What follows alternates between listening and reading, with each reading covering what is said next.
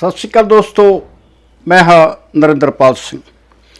दोस्तों, लॉकडाउन के चलदे आ जदों कि असी आपो अपने घरां दीयां वलगणां तक कह दा, असी तुहाडे नाल एक सांझ पाई सी नौजवान गायक सतिंदर सरताज वालों गायन कीते जफरनामे दी। दशमेश पिता की किरत जफरनामा जो कि फारसी भाषा विच है, उसका गायन किया सी सतिंदर सरताज होरां ने। जदों सतिंदर सरताज होरां दा जफरनामा बहुत ज़्यादा मकबूल होया, उन्हां वालों गायन किया ये जफरनामा संगीत प्रेमियों वालों जां इतिहास के खोजियां वालों, जिन्हां लोकां नूं एक चाह रहिंदी है कि साडे इतिहास का कोई अणफोलिया वरखा साडे सामने आवे, उन्हां नूं महसूस होया कि हाँ हुण साडा वो जिहड़ा खजाना है, बेशकीमती खजाना है साडे पुरखियां दा, वो साडे सामने जरूर आवेगा। लेकिन इसके उलट सतिंदर सरताज वालों गायन कीते जफरनामे नूं लैके कुछ लोगों वालों इतराज़ भी उठाए गए। चलो, हर किसी की आपो अपनी राय है, कोई किस तरह का स्वाद रखता है, कोई किस तरह की पहचान रखता है, कोई किस तरह का उसका सुभाव है, ये उहदा अपना फैसला है।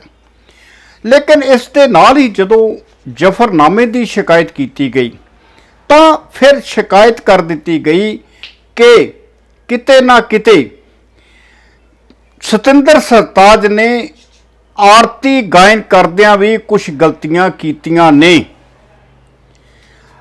बहुत गंभीरता नाल सोचिया कि आखिर वो किहड़ियां गलतियां ने जिहड़ियां सतिंदर सरताज ने गुरु नानक पातशाह द्वारा उचारी आरती नूं लैके कर दित्तियां ने। जदों सतिंदर सरताज दी ये गायन आरती सामने आउंदी है तो वह मौका है गुरु नानक पातशाह के 550 साला प्रकाश दिहाड़े का।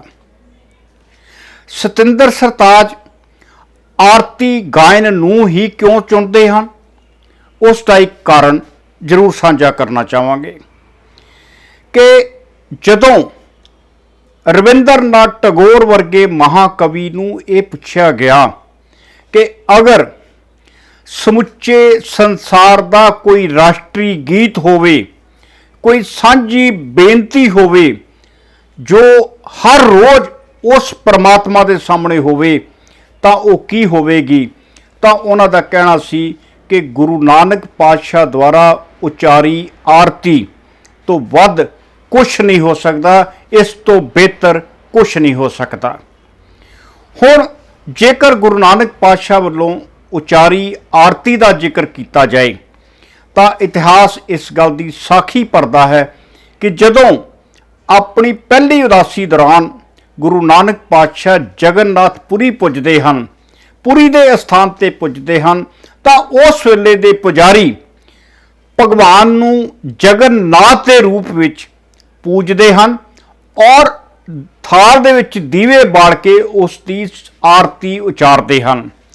और गुरु नानक पातशाह ने उस वेले उन्हां पुजारियां नूं ये समझाउण लई कि आरती किसदी कर रहे हो, उसदी जिसदी आरती उसदी सिरजी हुई कायनात, जिसनूं तुसी कुदरत कहंदे हो, जिहदे च सूरज चंद तारे ये विशाल खलकत और ये जो हवा रुमकदी है, ये सारा कुछ उसकी आरती अपने आप ही कर रहे हैं।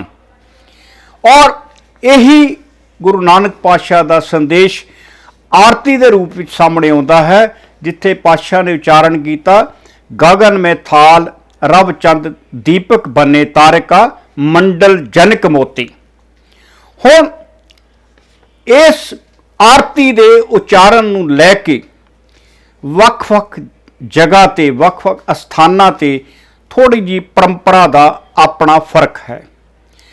अगर यही आरती उचारण सचखंड श्री दरबार साहब ਅੰਮ੍ਰਿਤਸਰ विखे सुननी होवे, सरवण करनी होवे तां रहरास तो बाद जदों रागी सिंह आरती उचारण करते हैं तो वो शुरू गगन में थाल तो करते हैं, लेकिन समाप्ति का शब्द दोहरा होता है। दशमेश पिता का दोहरा, सगल द्वार को छाड़ के गए हो तुहारो द्वार वाला, और ये नाल समाप्ति होती है। लेकिन जदों किते तुहानू निहंग सिंह जथेबंदियां दे डेरियां ते जाना पवे जां उन्हां द्वारा बनाए गुरधामां ते जाना पवे, गुरुद्वारा साहब ते जाना पवे, तां निहंग सिंह आरता ਦਾ ਉਚਾਰਨ करते हैं।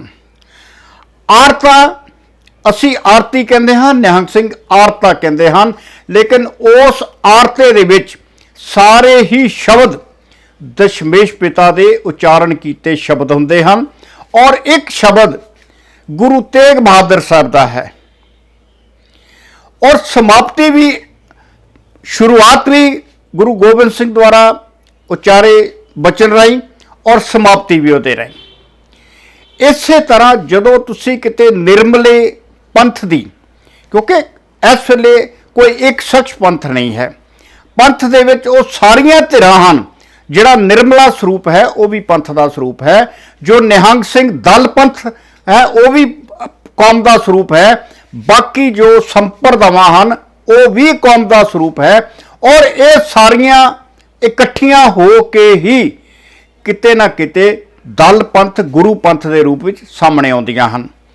और जदों असी आरती की गल करते हैं, जदों असी सतिंदर सरताज वालों गायन आरती की गल करते हैं, तो सतिंदर सरताज द्वारा गाई गई आरती 17 मिनट 49 सैकंड की है। असी पहला भी गल की सी कि जदों सतिंदर सरताज आरती गायन करता है तो उस द्वारा गायन की आरती दौरान जो साज साथ दिंदे हैं उन्हां च ढोलकी भी है, मरदंग भी है, रबाब भी है और नगारा भी है। और नगारा निहंग सिंह जथेबंदियां दा सब तो अहम हिस्सा है। जद किते फौजां चढ़दियां हन उदों नगारे की चोट वजदी है। जदों गुरु ग्रंथ साहब की सवारी एक स्थान तो दूसरे स्थान ते जाती है जां नगर कीर्तन रूप में चलती है, उस वेले भी अगे नगारा सुचेत करता जाता है। और इस तरह जदों किते तुसी संप्रदावां की गल करोगे, बहुत सारियां संप्रदावां दे विच जां किते संगती रूप दे विच आरती उचारण तुसी देखोगे तां आरती उचारण करदियां शब्द वाहिगुरू जरूर शामिल किया जाता है। दरबार साहब विखे शब्द आरती के उचारण समय शब्द वाहिगुरू की वरतों नहीं हुंदी। निर्मले जे संत हैं वो भी नहीं करते, निर्मले संप्रदावां भी नहीं करदियां, लेकिन जदों किते साडे समूहक तौर पर संगती रूप दे विच ये उचारण हुंदी है तो उस वेले संगत अपने लिए, अपने मन के सुकून लिए या अपनी मन की तृप्ति लिए शब्द वाहिगुरू शामिल करती है। और ये शब्द वाहिगुरू आरती उचारण करदियां कई जगह के उत्ते सतिंदर सरताज ने वरत्या है। और इस तो अलावा सतिंदर सरताज ने किते भी बकायदा जिहड़ी थाली दे विच पा के दीवे जगा के आरती करन दा कोई रुझान साडे सामने नहीं रखिया। हालांकि तख्त श्री हजूर साहब, तख्त श्री पटना साहब विखे आरती उचारण करदिआं बकायदा दीवे थाल दे विच सजा के आरती की जाती है। लेकिन सचखंड श्री दरबार साहब ਅੰਮ੍ਰਿਤਸਰ की ऐसी कोई परंपरा नहीं है, कोई मर्यादा नहीं है। निहंग सिंह जथेबंदियां बकायदा फुल्लां की वर्खा भी करदियां हन। आरती उचारण समय बकायदा फुल्लां की वर्खा भी हुंदी है, नगारे भी वजदे हैं, रणसिंगे भी वजदे हैं। सो महसूस ये हुंदा है कि किते ना किते सतिंदर सरताज होरां ने आरती गायन करदिआं सारियां ਸਾਡੀਆਂ ਗੁਰੂ ਪੰਥ ਦੀਆਂ ਉਹ ਸਾਰੀਆਂ ਜਥੇਬੰਦੀਆਂ ਦੇ ਦੁਆਰਾ ਉਚਾਰਨ ਕੀਤੀ ਆਰਤੀ ਨੂੰ ਪੂਰਾ ਜਗ੍ਹਾ ਦਿੱਤੀ ਹੈ। ਔਰ ਇਸ ਦੇ ਵਿੱਚ ਕਿਉਂਕਿ ਇਹ ਸਾਰਾ ਕੁਝ ਸਾਡੇ ਸਾਹਮਣੇ ਹੈ, ਇਹ ਇੱਕ ਕਦੋਂ ਹੋਣਾ ਹੈ, ਕਿਸ ਨੇ ਕਰਨਾ ਹੈ, ਇਹਦੇ ਬਾਰੇ ਕੋਈ ਵਖਰੇਵਾਂ ਨਹੀਂ ਹੈ, ਕੋਈ ਇਹਦੇ ਬਾਰੇ ਅਜੇ ਕੋਈ ਐਸਾ ਵਿਧੀ ਵਿਧਾਨ ਵੀ ਨਹੀਂ ਹੈ। ਜੋ ਕੁਝ ਹੈ, ਜੋ ਪ੍ਰਵਾਨ ਹੈ, ਉਸ ਪ੍ਰਵਾਨ ਦੇ ਵਿੱਚੋਂ ਹੀ ਸਤਿੰਦਰ ਸਰਤਾਜ ਨੇ ਆਰਤੀ ਗਾਇਨ ਨੂੰ ਚੁਣਿਆ ਹੈ, ਉਹੀ ਪੇਸ਼ਕਾਰੀ ਹੈ। ਫਰਕ ਸਿਰਫ ਇੰਨਾ ਹੈ ਕਿ ਸਤਿੰਦਰ ਸਰਤਾਜ ਨੇ ਆਰਤੀ ਗਾਇਨ ਦੇ ਇਸ ਜੋ ਉਸ ਦੀ ਕੈਸਟ ਹੈ, ਜੋ ਉਸ ਦੀ ਵੀਡੀਓ ਹੈ, ਉਸ ਨੂੰ ਨਾਂ ਦਿੱਤਾ ਹੈ ਅਕੀਦਤ ਏ ਸਰਤਾਜ।